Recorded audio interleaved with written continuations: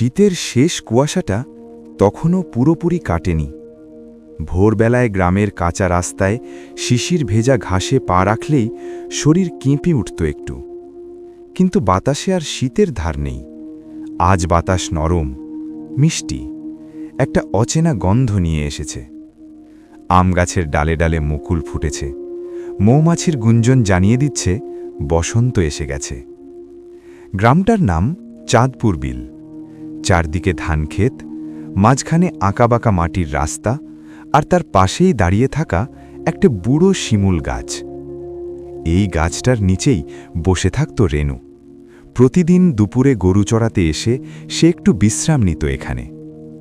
আজ রেনুর মনটা আলাদা রকম ভালো, কারণ কাল থেকে স্কুলে বসন্ত উৎসব। মাস্টারমশাই বলেছে সবাইকে হলুদ বা বাসন্তী রঙের জামা পরে আসতে হবে। রেনুর কাছে নতুন জামা নেই, কিন্তু তার মা গতরাতে পুরনো সাদা শাড়িটা গাঁদা ফুল দিয়ে রাঙিয়ে দিয়েছে। বিকেলের দিকে পুরো গ্রাম বদলে যেতে শুরু করল। বাড়ির উঠোনে উঠোনে আলপনা আঁকা হচ্ছে। মেয়েরা গাঁদা আর পলাশ ফুল গেঁথে মালা বানাচ্ছে। দূরে কোথাও বাঁশির সুর, মনে হচ্ছে কেউ বসন্তকে ডেকে আনছে। রেনু দৌড়ে গেল পুকুর পাড়ে।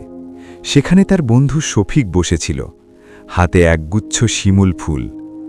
শফিক হেসে বলল, দেখিস রেনু, কাল পুরো গ্রামটাই রঙিন হয়ে যাবে। সন্ধ্যা নামতেই আকাশে লালচে আলো। রান্নাঘর থেকে ভেসে আসে ভাত আর শাকের গন্ধ। দূরে কোথাও কোকিল ডেকে ওঠে। এটাই বসন্তের প্রথম ডাক। রেনু আকাশের দিকে তাকিয়ে থাকে, ভাবতে থাকে, বসন্ত শুধু ফুলের নয়, বসন্ত স্বপ্নেরও। নতুন করে বাঁচার সময়, নতুন করে হাসার সময়। চাঁদপুর বিলের ওপর দিয়ে নরম হাওয়া বয়ে যায়। মনে হয় বসন্ত সত্যিই এসে গেছে, নিঃশব্দে কিন্তু হৃদয় ভরে।